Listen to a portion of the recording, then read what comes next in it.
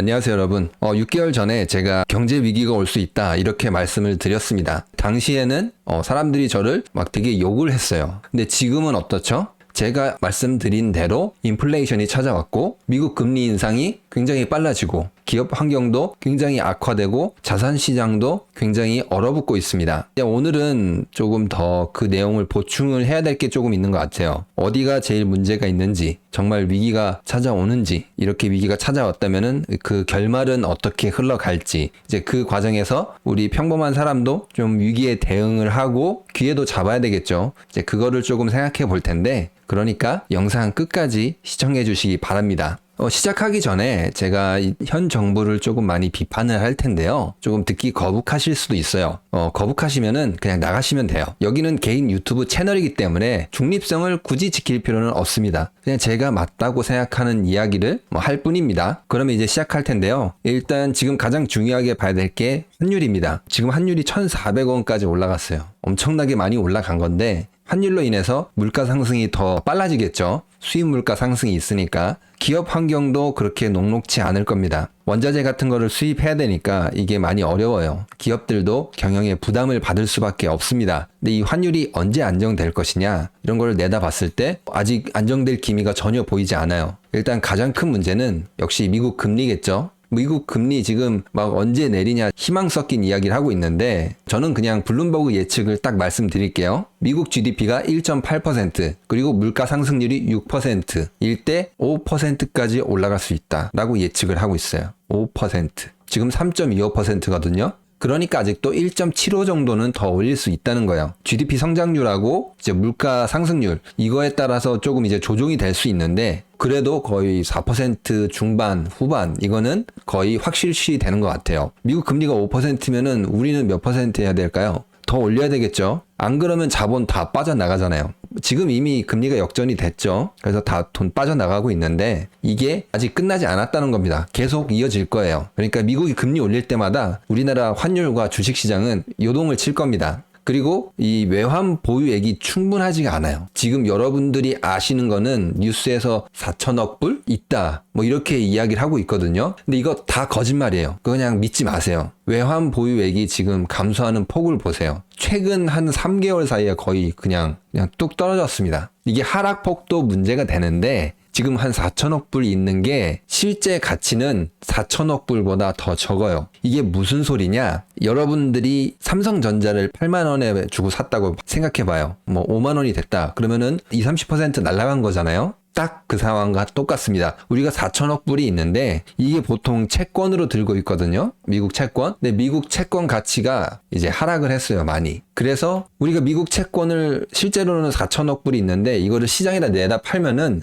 다 받을 수가 없어요. 다 받을 수가 없기 때문에 정말 위기가 닥쳤을 때 외환 보유액이 굉장히 부족할 수가 있어요. 이게 97년 IMF하고 똑같아요. IMF 때도 그랬잖아요. 외환 보유액 충분하다 뭐 이렇게 이야기를 했어요. 근데 막상 뚜껑을 열어보니까 어땠죠? 없었어요. 근데 지금은 없는 건 아닌데 뚜껑을 열어보니까 어떻게 되죠? 쉬어버렸다는 거예요. 이제 먹을 수가 없거나 일부는 버려야 되거나 건질 수 있는 게 얼마 없다는 거예요. 이 4천억 불 이거 다 못 써요. 이거 시장에다 내다 팔면은 아마 디스카운트 할인돼 가지고 한 20% 이상 내려갈 수가 있어요. 실제로 위기가 닥쳤을 때 외환 보유액이 굉장히 부족할 수가 있어요. 그리고 더 중요한 거는 이 미국 채권 가격은 무엇과 연동이 되냐? 미국 금리와 연동이 돼요. 채권과 금리는 서로 반대로 움직인다. 이거를 아시면 되거든요. 그러면 지금 금리가 올라가잖아요. 그럼 채권 가격은 어떻게 돼요? 떨어지겠죠. 앞으로 미국이 계속 금리를 올릴 텐데 그럼 채권 가격은 더 떨어집니다. 더 떨어진다는 거는 우리가 이 4천억 불을 그대로 가지고 있어도 이 가치는 계속 그냥 떨어지고 있다는 거예요. 급할 때 이 돈이 실제로는 굉장히 적을 수 있다는 거죠.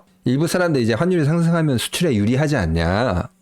외국인들이 우리나라 물건 더 싸게 살 수 있지 않냐? 이런 이야기도 하시는 것 같던데 이거는 경제 상황을 굉장히 모르시는 분들이 하는 말씀이에요. 지금 가격이 싸도 뭐가 없어요? 수요가 없잖아요. 아무리 싸게 해줘도 사람들이 안 산다는데 지금 돈이 없어서 못 산다는데 이거는 방법이 없는 거예요. 수출 기업들도 환율이 올라갔다고 딱히 좋지 않아요. 오히려 더 악화만 되죠. 원자재 사올 때 비싸게만 받아오고 수요가 줄어들면은 판매 가격을 낮출 수밖에 없어요. 환율이 올랐다고 수출에 더 유리해진다? 이거는 하나만 알고 둘은 모르는 사람들이 하는 이야기예요. 환율 이야기는 이렇고 그 다음에 문제가 되는 거는 이제 부채죠. 가계 부채가 문제가 되지만 더 문제가 되는 것도 있습니다. 기업 부채도 문제가 됩니다. 2021년 3분기 기준 이제 113%예요. 지금 줄지 않았어요. 더 올라갔으면 더 올라갔지 줄진 않았어요. 지금 금리가 계속 오르고 있죠.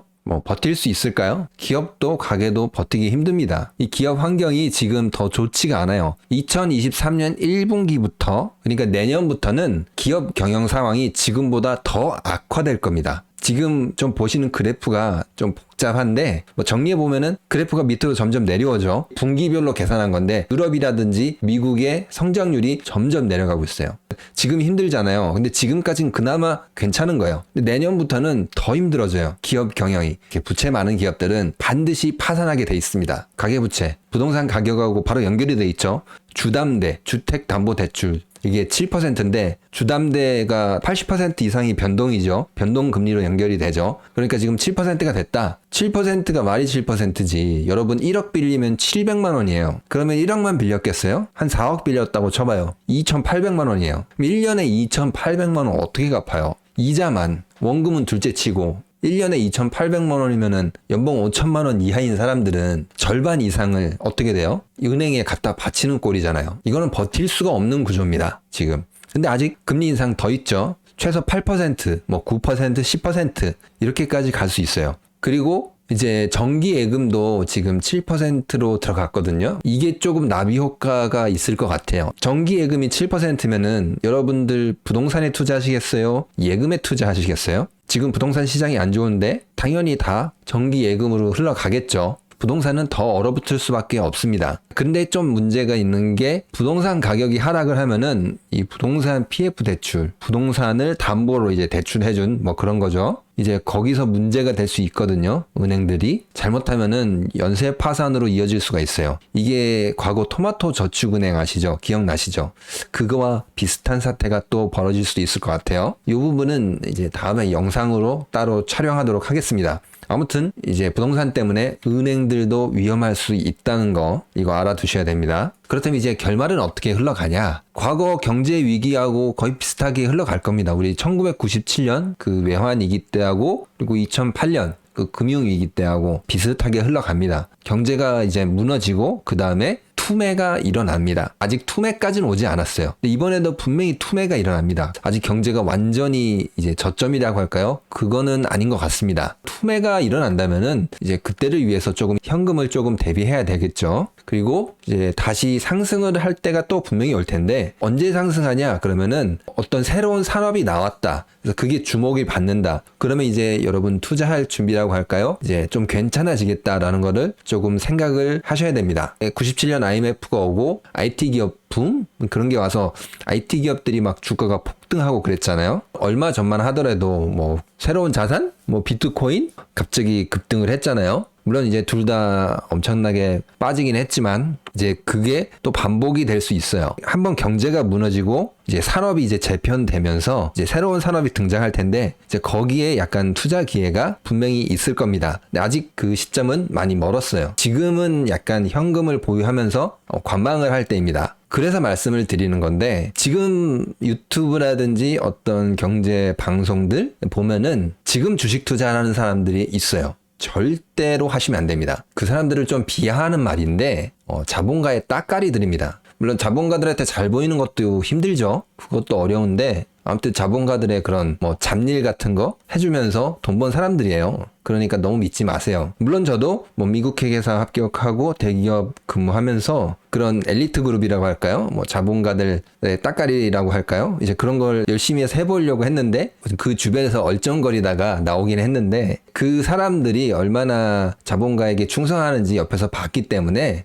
너무 믿지 마세요. 그냥 너무 믿지 마시고 이제 그게 약간 학원하고 비슷하다고 생각하시면 되는데 자녀하고 같이 학원을 가면은 자녀가 아무리 공부를 잘해도 내년 수능은 더 어려워집니다. 미리미리 더 공부를 해야 됩니다. 그래서 학원을 등록시키죠. 이제 그 사람들도 거의 비슷해요. 이제 여러분들이 주식을 안 사고 막 멀리 있으면은 그 사람들은 손가락을 빨 수밖에 없어요. 이 학원 원장하고 똑같아요. 원생이 있어야 될 거 아니에요. 뭐 그런 것처럼 수많은 개미들이 있어야지 이제 설거지에 좀 이용하는 거죠. 나쁜 말 하면은. 뭐 아무튼 설거지에 이용하는 건데 이제 그런 사람들이 많기 때문에 요거는 조금 주의하시면 좋을 것 같아요. 그 사람들을 너무 비하했다고 생각할 수 있는데 다 개개인마다 다르겠지만 개미들 뒤통수 치는 거 전문으로 하셨던 분들이 굉장히 많아요. 여러분들 개미로서 많이 당했잖아요. 그러니까 너무 믿지 마시고 오늘 영상은 여기까지 하도록 하겠습니다. 구독과 좋아요, 알람 설정 부탁드립니다.